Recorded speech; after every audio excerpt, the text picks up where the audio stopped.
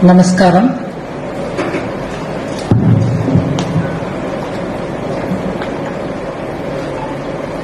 To all the eminent people on the dais and to this very distinguished audience, let me at the outset say that I feel very humbled that I've been given this opportunity to pay my respects to a modern day Munishwara, the Guru, Sri Parameshwaran. I've had the opportunity in the context of Sri Vivekananda Rock Memorial to have had some kind of a chance to listen to Sri Parameshwaranji, and equally it gives me a lot of moral strength and courage by the sheer presence of the Ramakrishna Math Guruji here. I was telling him that I've had the blessing again when I was living in Hyderabad to have listened to have heard and have at his feet darshan of Swami Ranganathananda. On the advice and suggestion of many, I've also had the benefit of reading many of his books. In particular, about women in India, his writings are so rich and I've benefited from that. I still fall back on his writings on many things to do with modern India. Sri U. Rajagopalanji is somebody I have looked up to, has had great presence, has singularly held the BJP's flag high, and also opened the account for BJP in the assembly here. So I'm conscious that I'm standing on a dais where you have very eminent people seated, and equally I'm conscious that I shall be addressing an audience which since its birth, I would say, has had the tradition, intellectual tradition of Kerala being imparted along with its nurturing, its infancy. Each one of you all have had the advantage of that rich legacy which Kerala can be proud has given the basis for Indian intellectualism. So I'm conscious I'm standing in front of such a rich audience. Each one of you all have over the generations seen this great land upholding in a very increasingly challenging time. Each generation is fighting more and more challenges to what we think is our natural habitat, natural inheritance. Today it's becoming an issue for us to stand up and demand our space. And in that fight, Kerala's Bharati Vichara Kendra, the RSS, the BJP and many such organizations are doing an unbelievable contribution where human lives are being sacrificed. An intellectual discourse for, like the way Sri Parameshwaranji had to do, was not easy for him, is not easy for any one of us, all the more. A country, in particular a state, which has had the tradition, now is fighting for its life in a way to keep that tradition alive,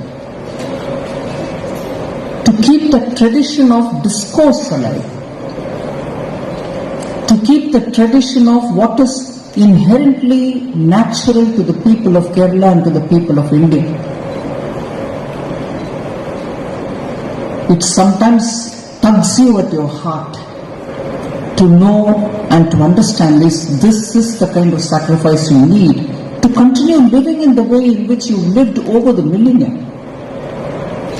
So it is in that context that we are meeting today, meeting and remembering somebody who valiantly, within the framework of discourse etiquette, kept moving forward and standing up to every challenge.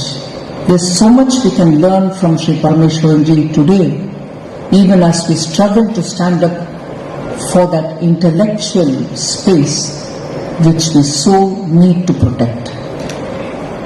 But the fault is not ours. It is becoming increasingly difficult because discourse is not anymore intellectual alone. It is now becoming physical. It is infused with a lot of physical and mental violence. And that is where discourses are becoming very, very fatigue-causing.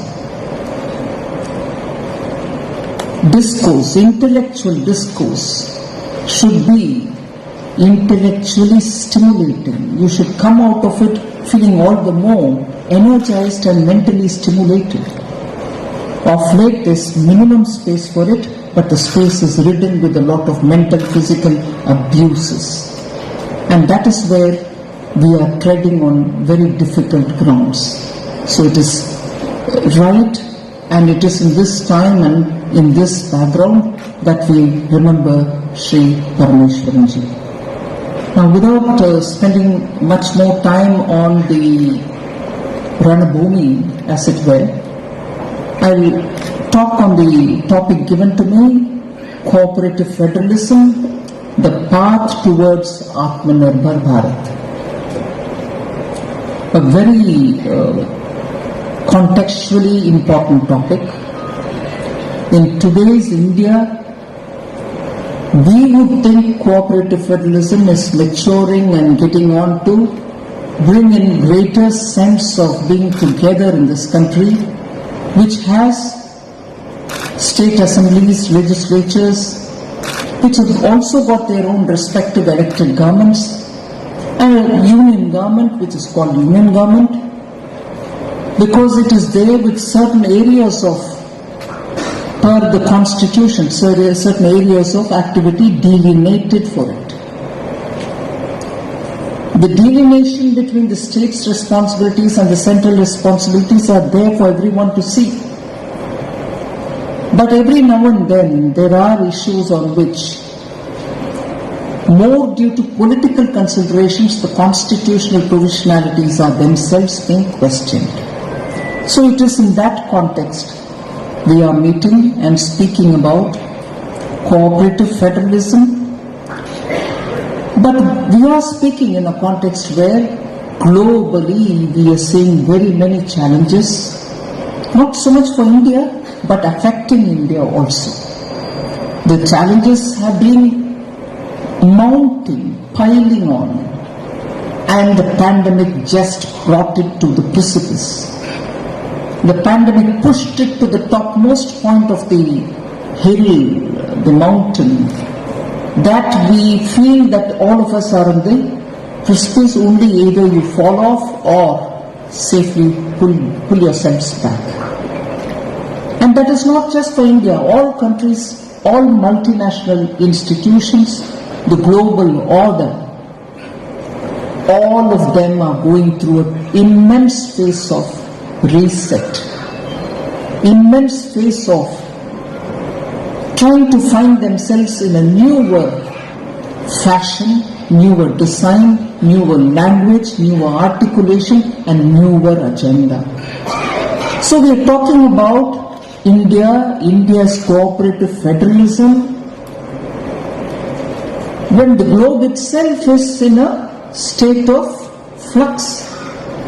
The challenges are immense for all of us together because the world is also going through this phase.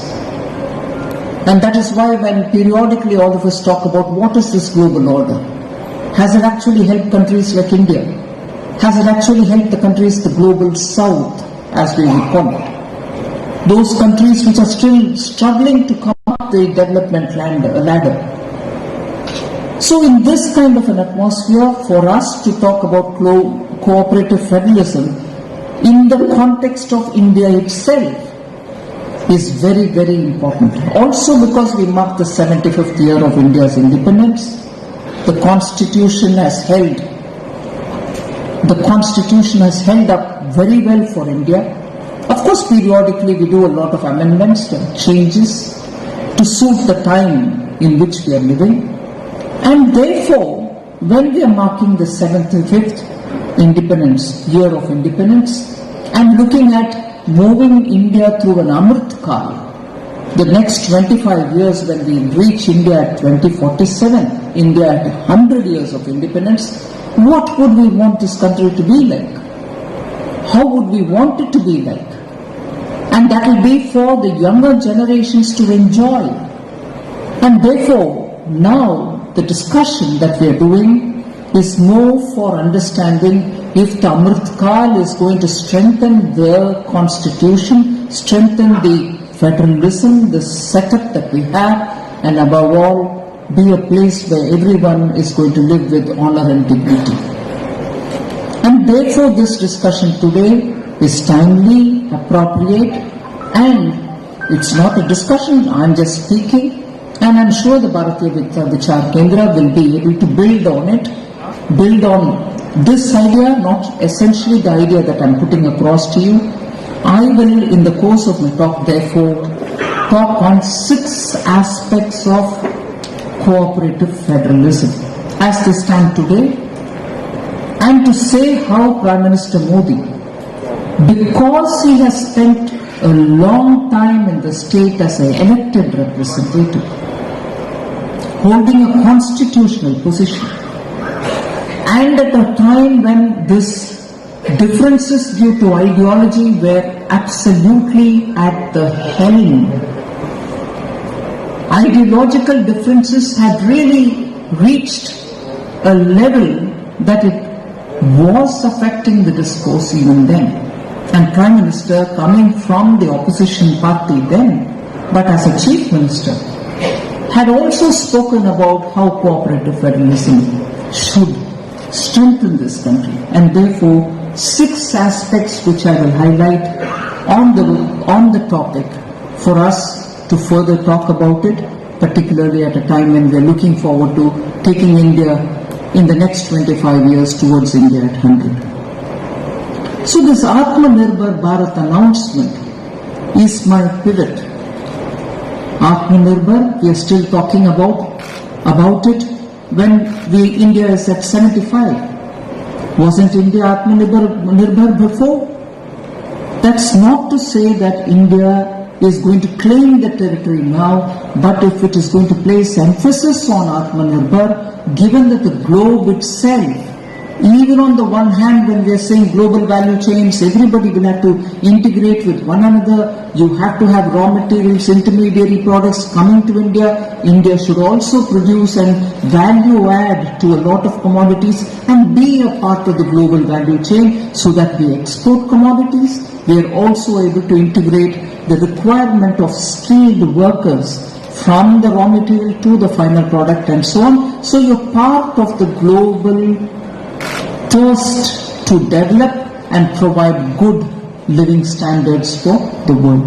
So at this time, you want to be a part, both backward and forward, linking up with the globe, but you will have to think in terms of how far India can depend on itself, but yet be open to the world. And that is why talking about Atmanirbhar at this stage is very, very critical, because in the recent past, I'm not confining my example to one or two, but there are several, I can quote one or two.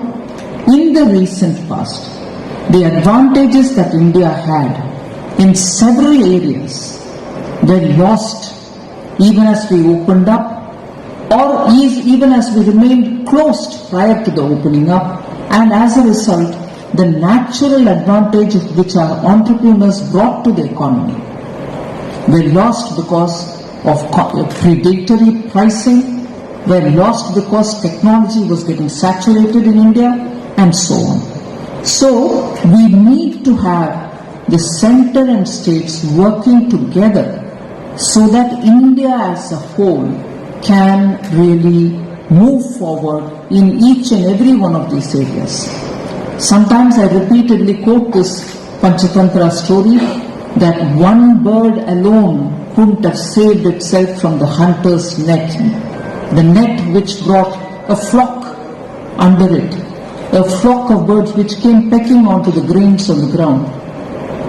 But when the hunter threw the net, the entire group was under the net and they didn't know how to get out of it.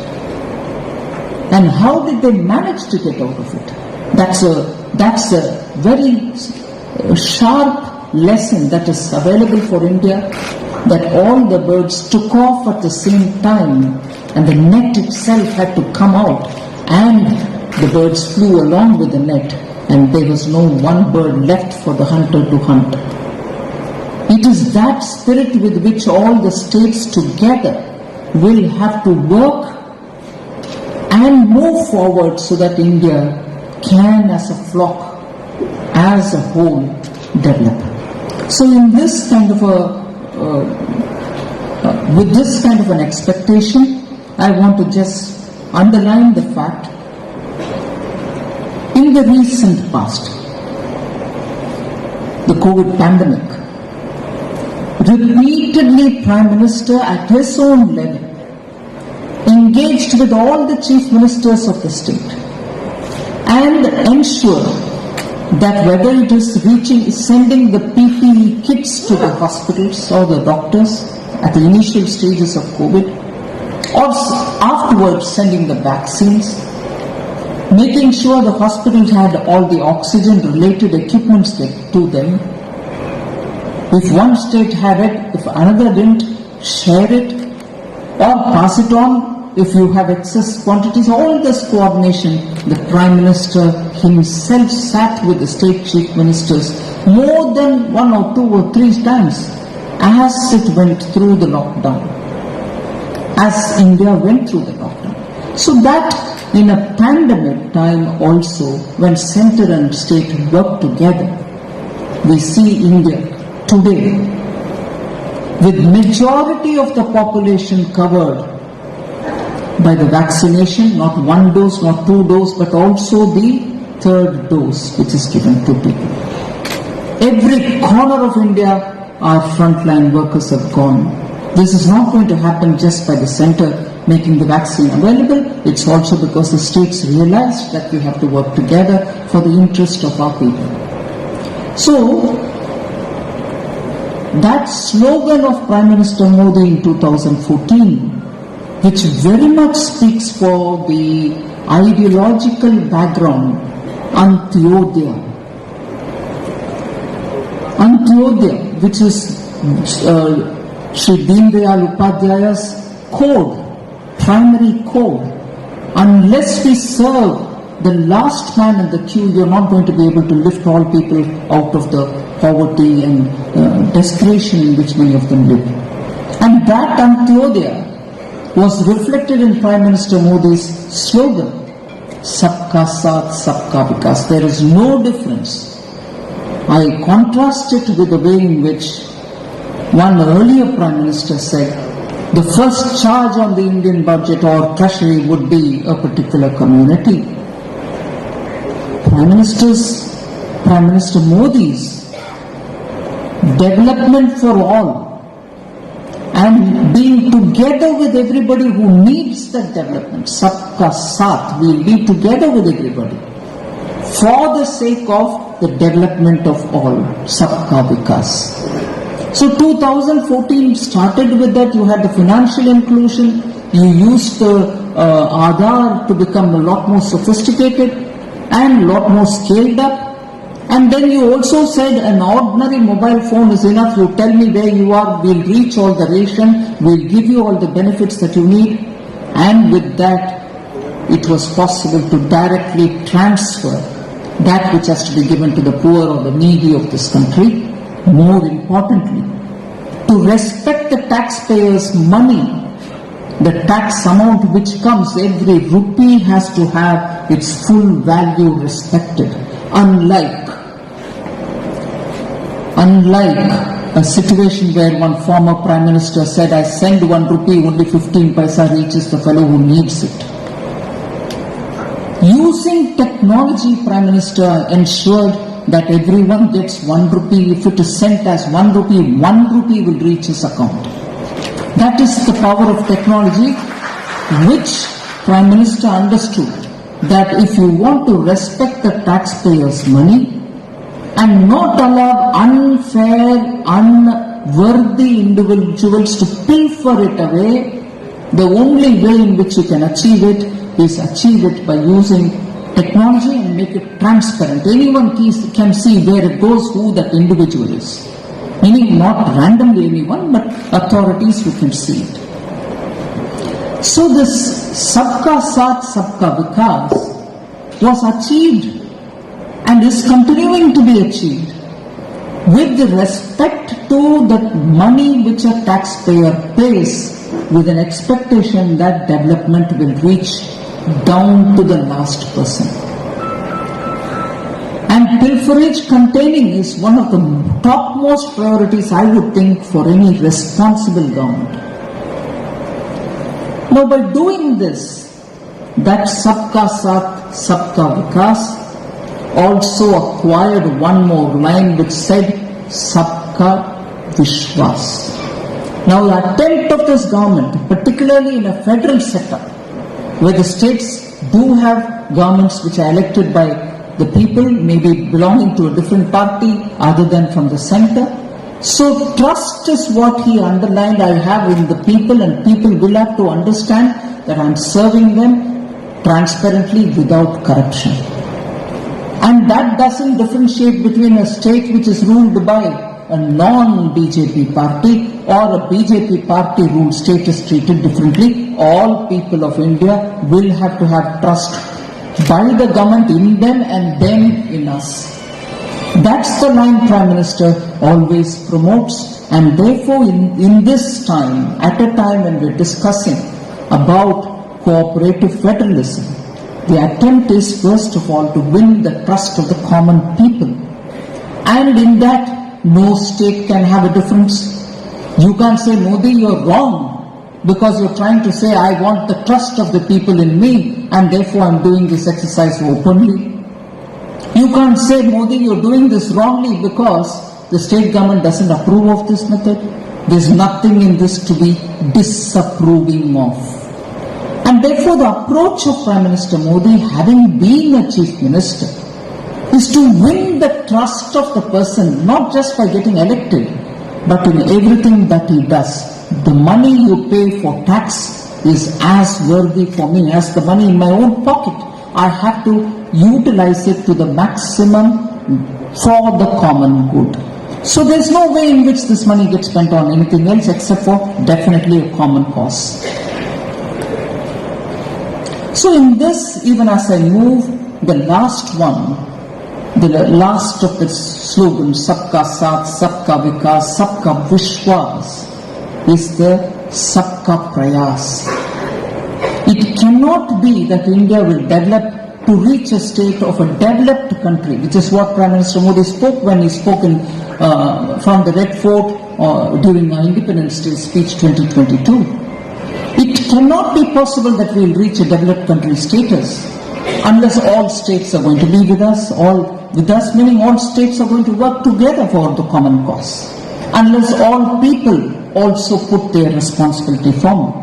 That is why the approach of this government is to empower a citizen, give him his basic house, give him his toilet, give him his water, give him the opportunities that he needs. Let him be accessible to a bank, let him get small amount of loans to run his own business, and for that let him not do attestations from the district collector, some government employee, somebody, and let him also not pledge that little gold his wife might have, or even if she doesn't have, search for somebody who can give him a guarantee.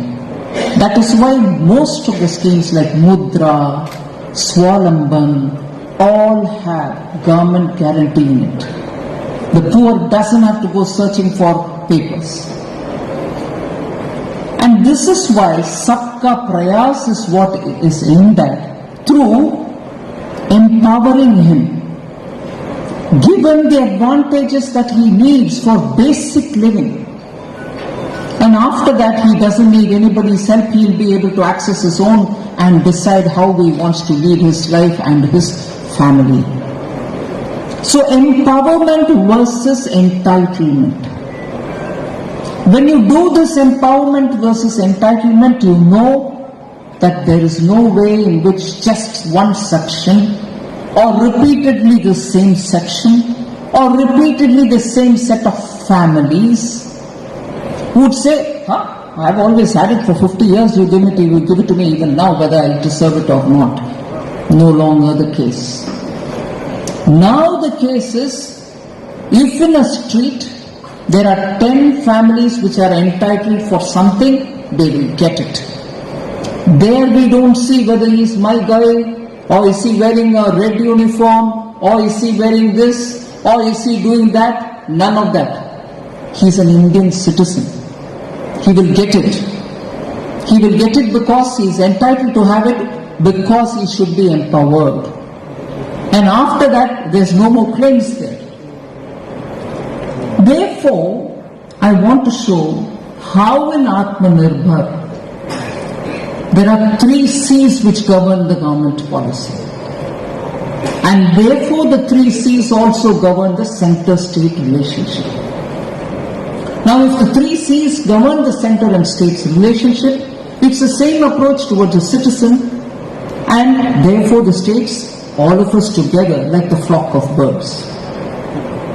Cooperation, collaboration and coordination.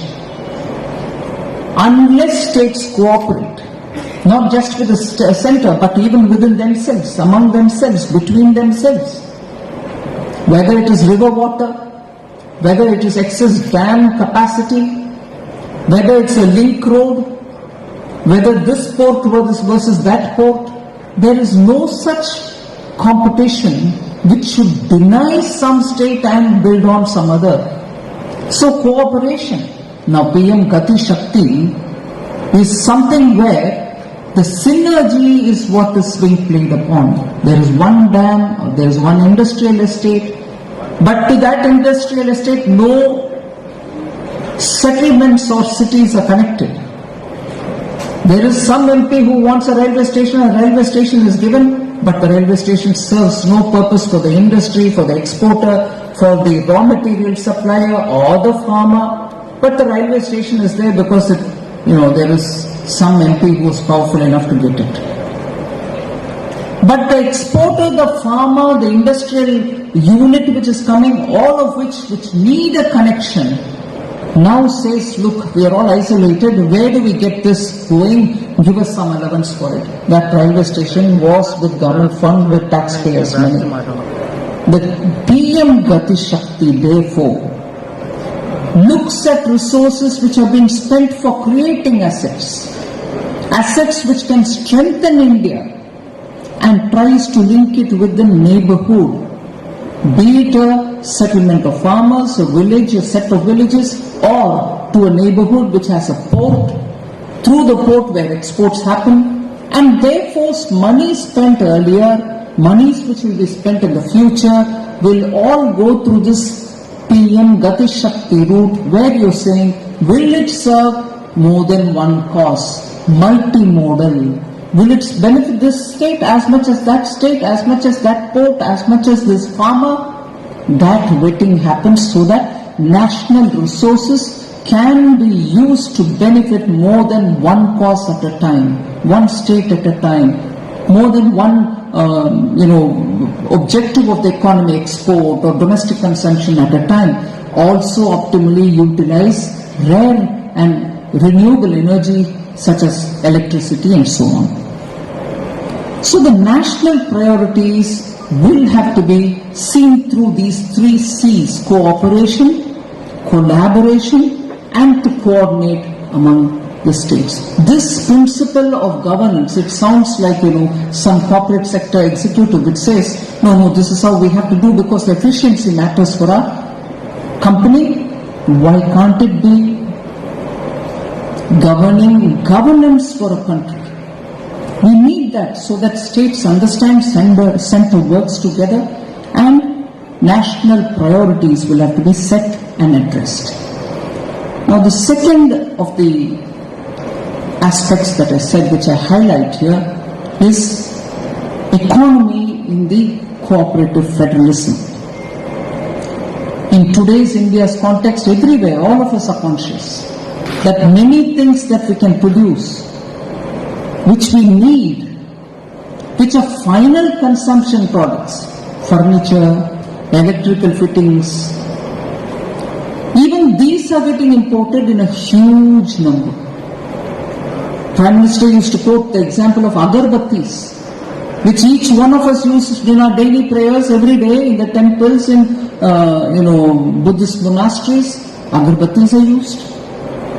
But we imported agarbattis. Some were manufactured in Bengaluru and places like that. But why should we? Is it a huge such technology which we don't know anything about? And therefore, that example of agarbatti became also the point which started being asked for other areas also. Can Saranpur, can furniture makers elsewhere in the country not supply us? Why do we need a wooden chair to come from elsewhere? If it is just cost, can we not support the Indian manufacturer in such a way that cost competitiveness is brought in? So the economy also in a globalized world must understand the vulnerabilities it faces. And states and center will have to work together, and that is why the scheme of one district, one product was brought in. Your state, your district, you tell us which product which is good enough. One, rest of India gets to know about it and buys it.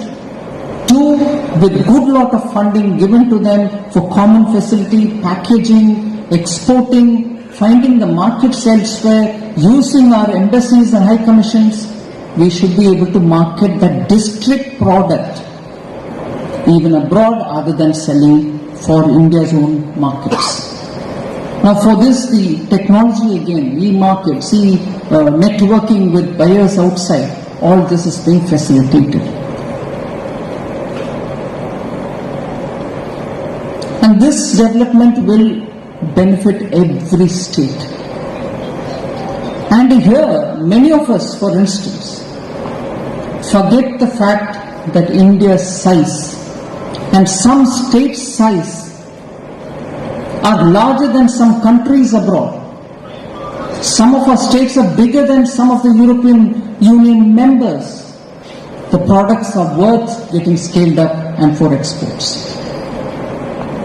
So when investors meet happen in different states and states try to ramp up their production capacities, highlight some of these to the investors, there is a healthy competition between states.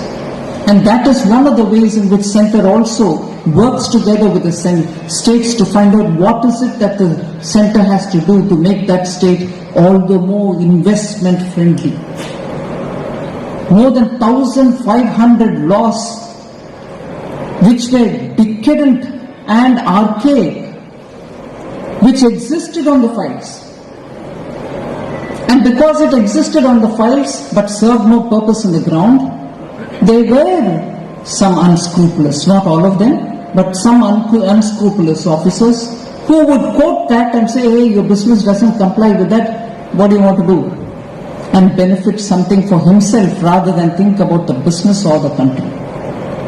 So it became a powerful weapon for rent-seeking officers, some of whom were unscrupulous, and made businesses very, very difficult. For that sake, the union government made sure that 1,500 laws were all removed. There were some more to happen, and that process keeps continuing. We want to trust the citizen and give him the right to run his business without the fear of such unscrupulous people, and therefore the trust element builds again on it. So the competitive federalism there is something which is positive, brings in fair competition between states, and in that the center is with all the states. So the goal of developed India cannot actually be achieved unless many reforms are taken up. Imagine if the GST wasn't brought out, if the GST law hadn't passed, even today businesses will have to, at every stage, entering into a state you will have to pay octroi. Entering into the state for the same commodity you will pay another tax. Layer of taxation, one layer over the other layer over another. So the multiplicity of taxation and therefore paying the same item over 3 times all made India a very inefficient a market. Today, because of that, you are able to see the ease of businesses. All India, the price of a commodity is the same, taxation you know. I know the number of days or years when Delhi, because it had lesser taxation, many from the South India, various states used to go to Delhi to buy their Maruti car because the tax was less, and they would pay a driver to drive it down all the way to the state in which they lived and save somewhere 20,000 to 25,000 rupees. Today that's not the problem. GST has come in, all items cost the same, all over the country, you pay the same tax as much as any other citizen anywhere else in the country pays. So you therefore will have to constantly remind ourselves, states and center will have to remind ourselves as to how to make the state or the country at par for everybody. Every citizen of India should be having the same treatment wherever he is. So GST is one of the very important examples. I go back to it. The council, the establishment of the council, which has every finance minister from every state. In independent India's history, 1947 onwards, GST Council is a classic example of an institution which, with all states cooperating and center working together, have made a big difference to India. It's probably the only institution post 1947 which speaks for good center-state federalism as an institution. Of course, there are people who still badmouth it, who still see it is all Modi's work in the council, who are negating themselves, saying, I'm a member of the council, but everything is decided by Modi. Prime Minister Modi doesn't even sit in the GST council. But the actual advantage of a council like that, which is a center-state, federal structure, which shows the light on how good governance can work to the benefit of the common people. Every state has a voice there. Every state speaks. This reform was lying for decades together in the conceptual stage, and then somewhat moved, then again it lied for want of thoughts. The impetus given by Prime Minister Modi is after he took over in 2014, and it has benefited. And here it was not just the BJP finance ministers. In fact, much before the GST Council was taking the final shape at that time, it was CPM's Asim Das Gupta who was heading that empowered committee, in which you had finance ministers. It was never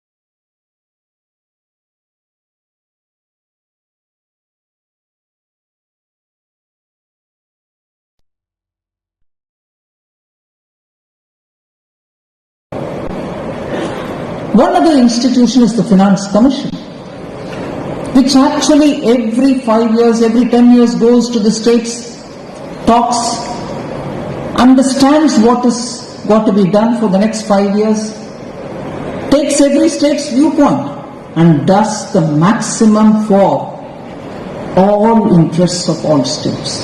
It's a constitutional body. It's constituted as per what Parliament has been authorized to look at the Finance Commission and its formulations. The report is submitted to the President of India and then gets tabled also in the Parliament. So, Prime Minister Modi's time, I'm purposely going back every now and then to talk about this government and the federal, cooperative federalism, because much voice is being raised outside. In 2014-15, when the 14th Finance Commission submitted its report, and all finance commissions talk about the money collected as tax and its devolution. How much should a state get from it? How much should centre get? The 14th Finance Commission submitted a report in 2015 and said what was till then being given, which is 32% of all tax collected should be given to the states, was changed to 42% all at one go.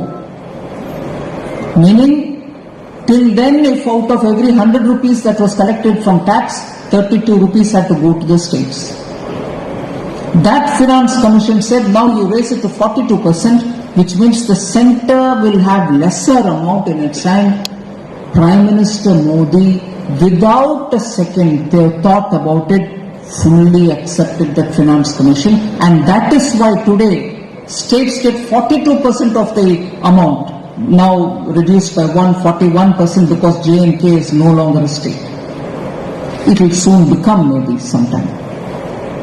So that element of 1% was brought down in the next Finance Commission, but 32% became 42% in that 14th Finance Commission's recommendation, and Prime Minister Modi, having been a Chief Minister of a state, knew what it would mean to the states to get a little more money, agreed to it, and that Finance Commission recommendation was implemented and it gets implemented even now.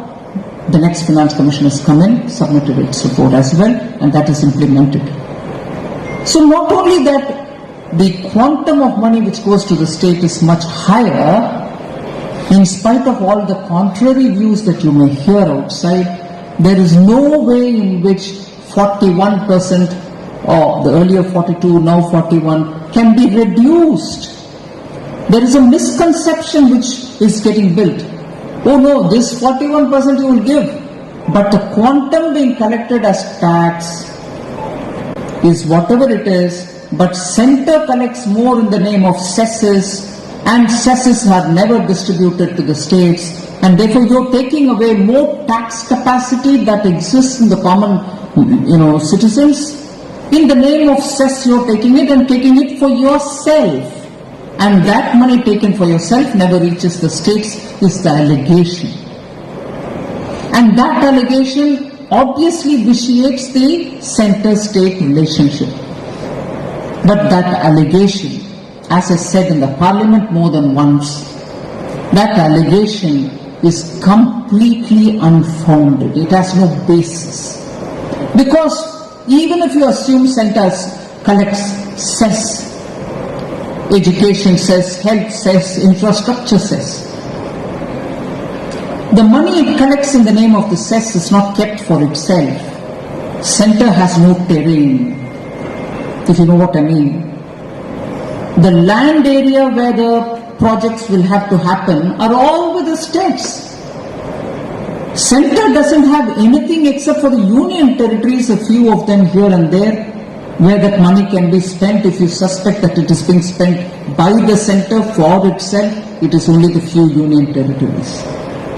But when you collect money in the name of infrastructure cess, roads are everywhere. Roads are getting built everywhere. Ports are getting built everywhere. No one state is denied highways. No one state is denied major ports. minor ports are with the states themselves. So even the cess will have to go to the states. So, but no, when we want to vitiate for political reasons and considerations, that center-state relationship is getting vitiated, you base it on this false narrative, baseless argument, statistically disproven argument, saying cess money is going to the center. No, it doesn't. It goes via the center to the states in the form of better schools, better teachers, better roads, better ports. And therefore, center-state relationship getting infused by arguments which are repeatedly getting disproved by data still allows that aroma, like a good coffee. You taste it, you know it's a good coffee, there's sugar in it, there's milk in it, there's coffee in it, and it's got good temperature, it is hot enough to drink, but still the aroma lingers. You prove that the cess has gone to the states, road, this much each state, data by state, but still we keep saying the aroma is. That vitiates the relationship, center-state. And media, I'm glad to see quite a good presence of media here, often gives the space to say no, but in the parliament this has been explained. In the parliament this has been shown with answers to the honourable members who ask questions on it. How much has Kerala received in terms of roads? Data is there. Money has not come in the GST compensation cess to us. Data is there. Parliament questions show the data. RTI gives the data. Media also takes this information and puts it out. But I'm sorry, there are some who would still do politics with it. So center-state relationship, unfortunately, periodically gets targeted because of political consideration, not factual considerations.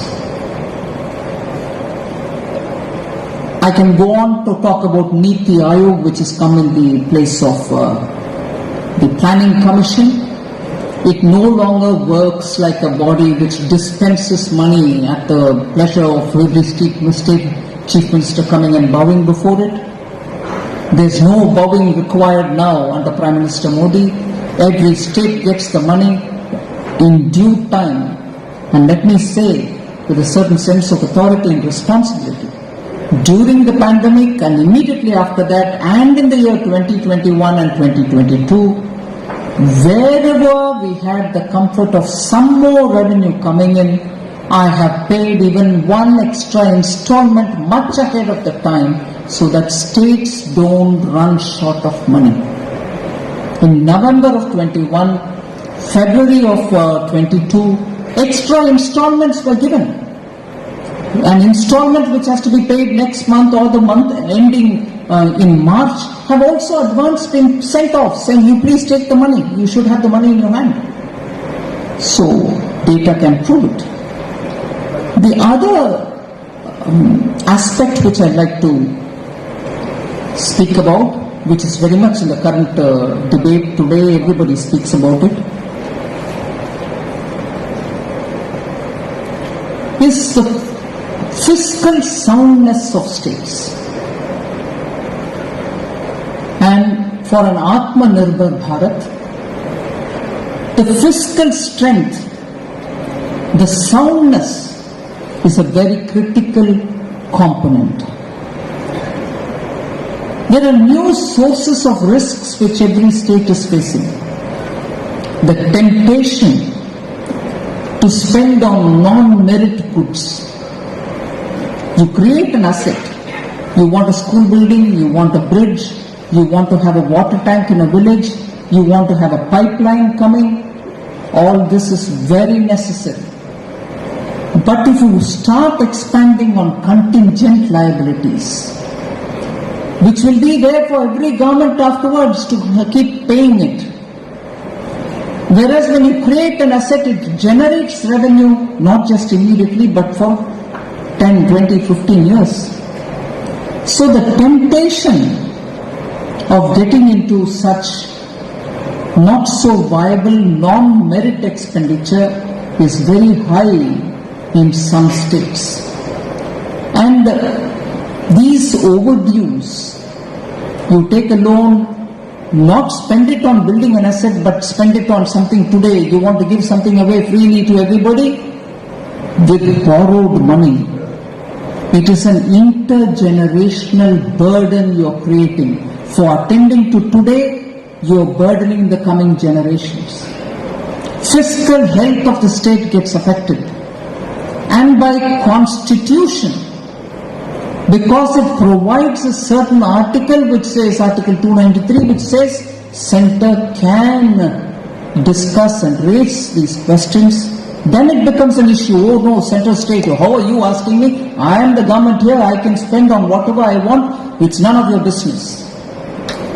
But if all states together in a fiscally sound manner take forward India, 2047 as a developed country is not difficult to achieve.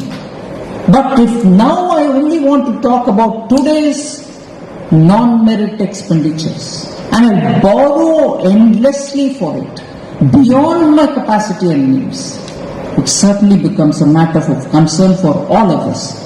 The DISCOM dues, the distribution companies on electricity, the dues which many states have, dues which have not been paid, is a case in point, and I wouldn't take much of your time to elaborate on that. We all know it. And also, constantly it is important to understand the share of revenue expenditure versus the capital expenditure. If your capital expenditure goes up, you know, in the budget, this budget and the previous budget, we have increased by about 34% last year and again about 35% this year, the expenditure on capital goods or constructions. Build infrastructure. We are with you. 5.5 last year, lakh crores, 7 point something this time, lakh crores.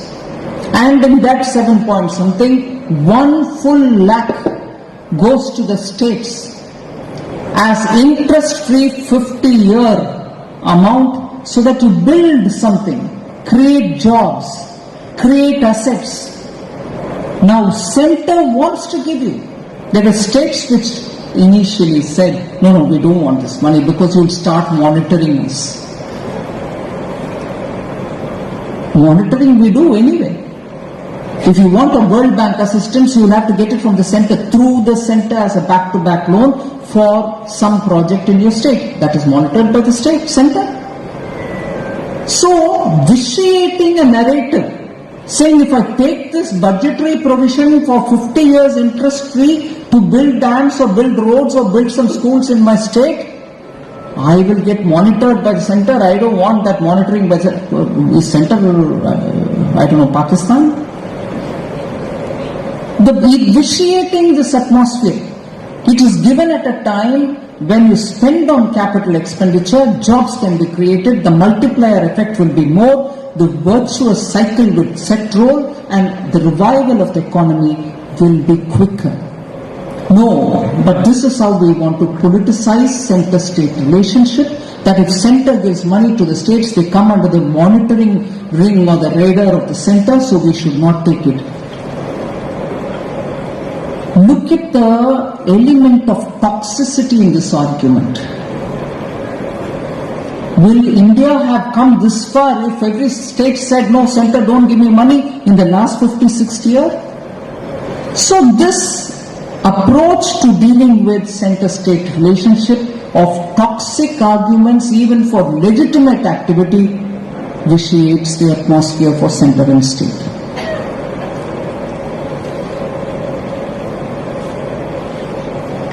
So help for state finances, I have indicated to you in somewhat. And again, one other issue which probably brings me to the last but one other point is administration and cooperative federalism. The very administrative services, Indian Administrative Service, Indian Police Service, Indian Economic Service, They've all been created from people from all the states. They bring in the cultural diversity, they represent all states, they govern the country at a national level, they also work in the districts as district collectors and officers in the district. They bring the ground flavor to the center's administrative overall experience back to the states, so that give and take of a centrally recruited pool of officers for administrative service, police, economic service and so on, revenue service, is beautifully designed to help this country with one another's, the cross-pollination which happens, the experience sharing that happens. Today what you see is unfortunately some states saying, no, we shall not send our officers to the center. It doesn't, in the short term it might hurt one another, or it might hurt the center because you're not sending. In the long term, your state itself, you're meaning any state, itself will lose that administrative experience and the sharing of experience and the advantage because of it, because you become looking inwards. And after all, the nature of these services and the cadre controlling authorities, all will have to benefit from one another's experiences. That has also become of late a contention between the center and state, which need not be. We need not politicize the bureaucracy to settle a political score.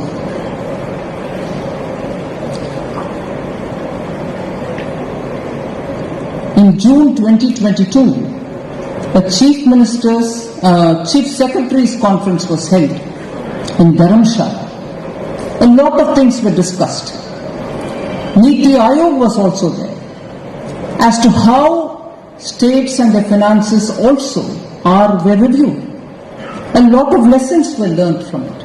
It benefits to have that exchange of ideas, and it gives a whole of government approach. Now, the last aspect of center-state relationship. I said 6 aspects. This is the 6th which I want to draw your attention to. When global events take place, every state gets a chance to showcase itself for everything that it has. Just iconic centers, tourism spots, just not that. The culture of the state, the hospitality of the states, the great achievements of the states, the soft achievements, the tangible, solid achievements can all be marketed. G20, India is going to take up the presidency from 1st December. It's also the year when the Shanghai Cooperative Organization, SCO, India will be taking over. It's a great opportunity for India to showcase India in its varied states and administrations. Prime Minister insisted that meetings should be held in every state. One or the other meeting should be held in every state, because deputies meet, secretaries meet, ministers meet, and then the summit happens with the Prime Minister or the presidents coming from all over the world. 20 top countries of the world will come to India during this phase. Repeatedly, Prime Minister's wish has been that at least one of these meetings, if possible 2 meetings, should happen in each one of our states. Not just me, every one of us appeal to the states saying, use this opportunity to showcase the states. Whatever you would want to showcase, you are at once getting a captive 20 top nations, ministers, officers, all coming to your states. Is this not a very powerful way of strengthening center and state cooperation? So, with these, I think I've broadly indicated aspects of center-state relationship, where there are points of friction, but there are also immense points of cooperation. It doesn't always end up in shouting and closing sine die the parliament, the Lok Sabha or the Rajya Sabha. There are immense lot of positive contribution which the states are making towards the national narrative. It is important time in the history of the world history of India a time when the global, as I said at the beginning, turbulations, reset is happening. Reset should also happen in India. Understanding how cooperation can benefit us, good, fair competition among states will benefit us, and collaborations also help us, the 3 C's that I spoke about. And therefore, ideologically too, the repeated taunting in some states, which while talking about Parmeshwaranji has been repeatedly said, not just in Kerala, taunting of certain things, talk Vande Mataram, no, it's objectionable. What is objectionable about it? National anthem, objectionable. This is a time for us to stand together as a country, identify ourselves with symbols of our country, speak about how this country is a Vishwaguru in many digital payments revolution, Aadhaar-based DBT, vaccine, the CoWIN, the web which showed, the platform which gave us the digital certificate for the vaccinations that we took, while countries were only giving papers, advanced countries were giving only paper vaccination certificates. India's achievements in the digital arena, the success of our fintechs, more than 100 unicorns, are the envy of the world. People are asking us, how do you manage to scale it up in India? They are probably 1/10 of our size, they are not able to achieve it. And they are looking to India saying, would you not share it with us?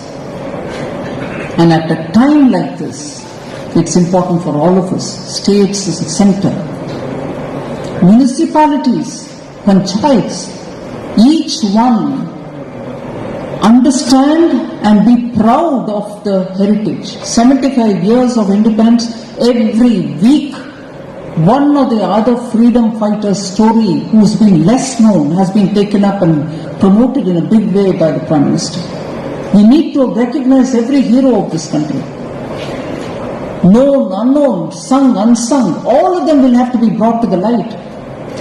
Look at the way Indian youth responded for the Tiranga, Ghar Ghar Tiranga. Everyone knows India's flag.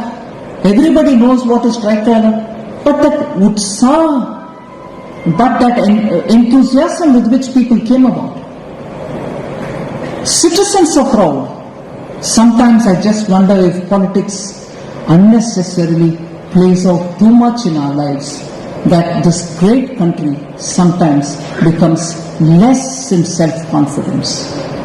We should not allow this moment in the history of the world, history of our country, to make us suffer for something which we don't deserve. We need our confidence intact. We need the pride that we belong to this country which has withstood several turbulations. But today we are standing high, and that one example gives me the feeling of a sweet revenge which I'll share with you. Couple of years ago, 6-7 years, probably just 10 years ago, India was in the 12th position or 11th position in the global economy and its size. And who was in the 5th position at that time? United Kingdom. Today, even as I recall with some element of bitterness in me, Sir Winston Churchill, who said, oh, Indians will really suffer, they will probably be not knowing how to govern, the country is going to, struggle in poverty if you leave them. But today, after 75 years of independence, we have reached the 5th position thanks to the people of India. Thanks to the people of India. And I don't want to say the 5th position has gone down. The earlier holder of the 5th position has gone down. It is possible for India if all together, like the flock of birds, we don't bicker on our differences but rise together, capture this moment, think of Bharat Mata, the service that we all owe to her.